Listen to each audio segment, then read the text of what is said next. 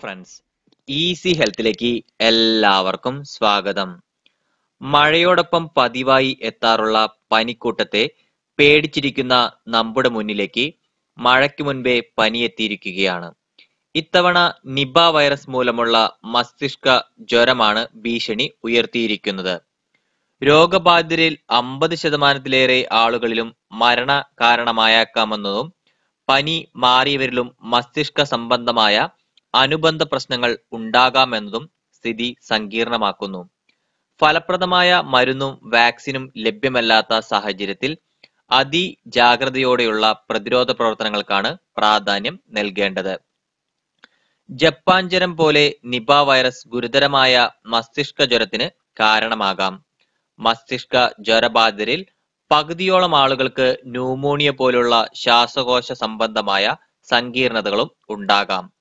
മസ്തിഷ്ക ജ്വരം ഗുരുതരമാകുന്നതിനെ തുടർന്ന് രോഗബാധിതരായ ആശുപത്രിയിൽ പ്രവേശിക്കുന്നവരിൽ മരണസാധ്യത 40%-ഓളമാണെന്നുള്ള വസ്തുത രോഗത്തിന്റെ ഗുരുതരമായ അവസ്ഥ വ്യക്തമാക്കുന്നു.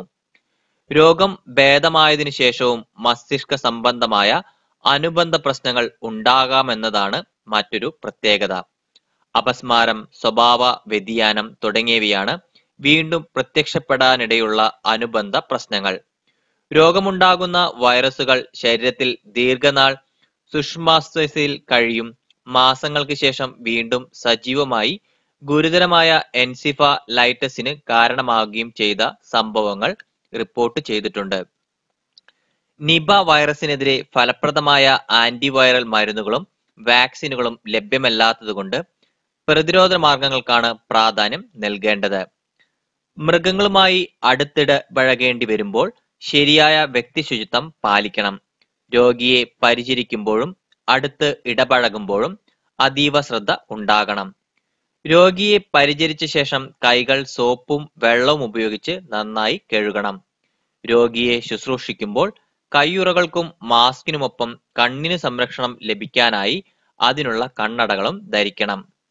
പരിചരിക്കുന്നവരുടെ ശരീരത്തിലും മറ്റും രോഗിയുടെ ശരീരദ്രവങ്ങൾ പറ്റാൻ സാധ്യത ഉള്ളതുകൊണ്ട് രോഗിയുമായി ഇടപെടുമ്പോൾ ഗൗൺ ധരിക്കണം.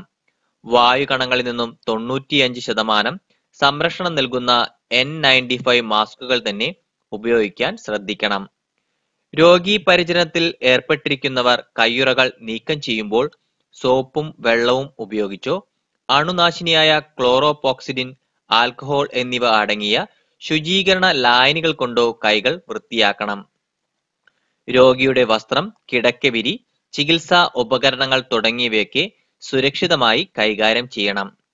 കഴിയുന്നതും ഒറ്റത്തവണ ഉപയോഗിച്ച ശേഷം ഉപേക്ഷിക്കാവുന്ന തരത്തിലുള്ള വസ്ത്രങ്ങളും ഉപകരണങ്ങളും ഉപയോഗിക്കുവാൻ ശ്രമിക്കുക.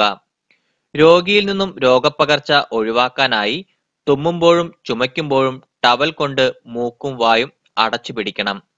രോഗം പടർന്നു പിടിക്കുന്ന സാഹചര്യങ്ങളിൽ അനാവശ്യ ആശുപത്രി സന്ദർശനങ്ങൾ ഒഴിവാക്കാം.